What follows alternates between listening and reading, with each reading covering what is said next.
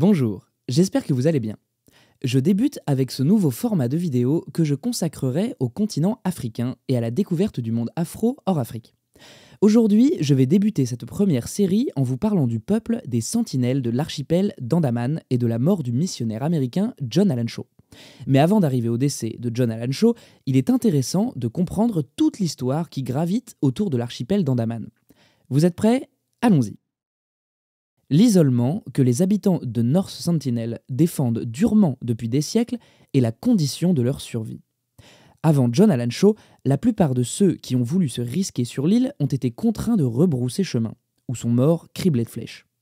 Port Blair, la principale ville de l'archipel, qui compte une centaine de milliers d'habitants, n'est qu'à une cinquantaine de kilomètres à vol d'oiseau, mais le peuple de North Sentinel est déterminé à se battre pour qu'on le laisse en paix. D'où viennent les habitants de l'archipel d'Andaman? Selon l'hypothèse généralement retenue par les anthropologues, serait issue d'une immigration en provenance du continent africain effectuée il y a une cinquantaine de millénaires. Certains généticiens les considèrent comme les descendants directs des premiers humains à avoir colonisé l'Asie au Paléolithique.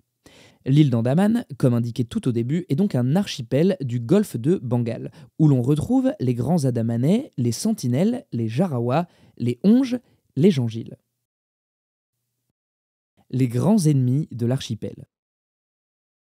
L'archipel d'Andaman était connu des navigateurs chinois, malais et birmanes.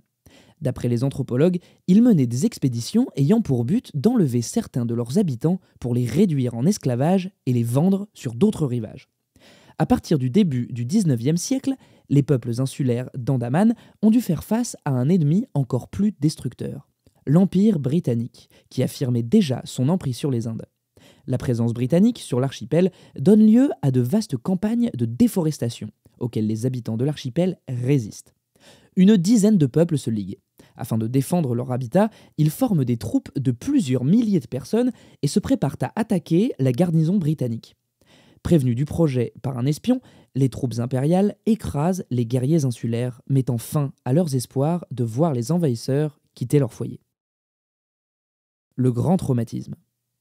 Dans les décennies qui suivent, les populations locales vivant sous domination britannique dépérissent. Parmi eux, les grands Andamanais, qui forment le groupe principal de l'archipel, sont regroupés de force dans des foyers et meurent par centaines, terrassés par des épidémies. Les Onges, un autre peuple de l'archipel, sont pacifiés à leur tour au cours du XIXe siècle et seuls les Jarawas et les habitants de l'île de North Sentinel échappent alors à l'oppression coloniale. En 1880, un officier de marine britannique, Maurice Vidal Portman, met cependant pied sur l'île. Il y découvre une population méfiante. Il en enlève plusieurs qu'il emmène chez lui, à Port Blair, pour des expérimentations. Les adultes tombent malades et meurent. Cependant, les enfants sont renvoyés sur l'île. La fin des années 1960. À partir de la fin des années 1960, alors que les Onges et les Andamanais sont déjà engagés sur la voie de leur disparition, des équipes scientifiques sont envoyées au contact de communautés plus isolées, à savoir les habitants de North Sentinel et de Jarawa. Ces derniers les accueillent de manière amicale. Mais quand ils approchent du rivage de North Sentinel et déposent des objets, les habitants émergent de la forêt, armés d'arcs et de flèches longues de plus de 2 mètres qui atteignent leurs embarcations. Du safari humain au tsunami dévastateur. Exploités sexuellement, vulnérables au ravage de l'alcool, ils servent d'attraction touristique pour de sordides safaris humains, malgré les lois indiennes censées les protéger. En 2004, le tsunami qui dévaste les rivages de l'océan Indien fait craindre l'extinction brutale des habitants. Miraculeusement, le peuple insulaire survit au cataclysme. La mort de John Allen Shaw sur l'île North Sentinel, qu'est-ce qui s'est passé? En 2017, au cours de l'année où Shaw a participé à une formation missionnaire dans un camp d'entraînement par l'organisation évangélique All Nation basée à Kansas City, Shaw aurait exprimé son intérêt à convertir les sentinelles.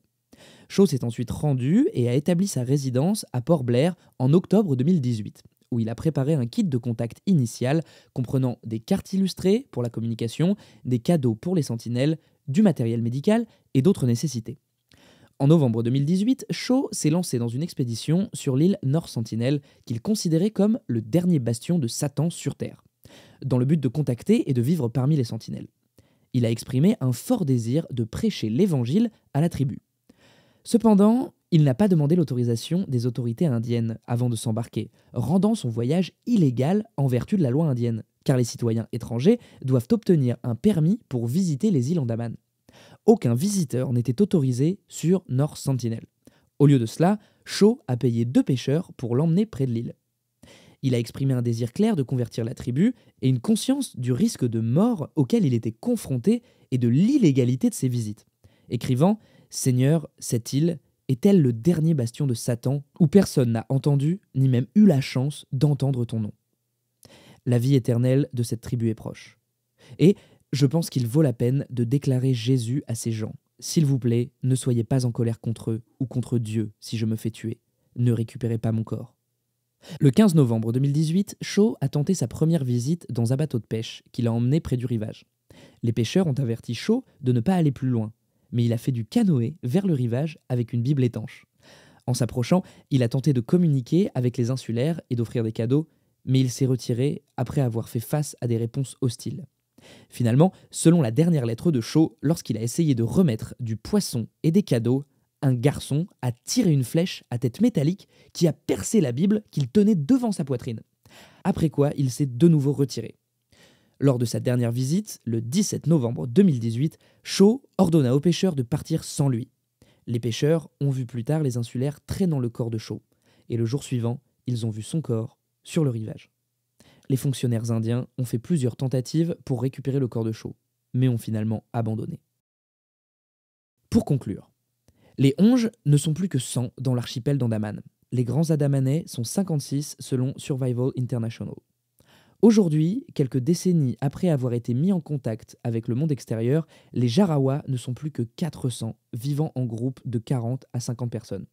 Ils sont à leur tour menacés d'extinction, un sort que les habitants de North Sentinel, dont on estime le nombre à quelques centaines, peuvent encore éviter. John Shaw a été critiqué pour avoir visité l'île malgré la possibilité d'introduire des agents pathogènes chez les sentinelles, ce qui aurait pu être mortel pour ce peuple. J'espère que vous avez aimé. Passez une belle journée et à très vite pour une nouvelle vidéo.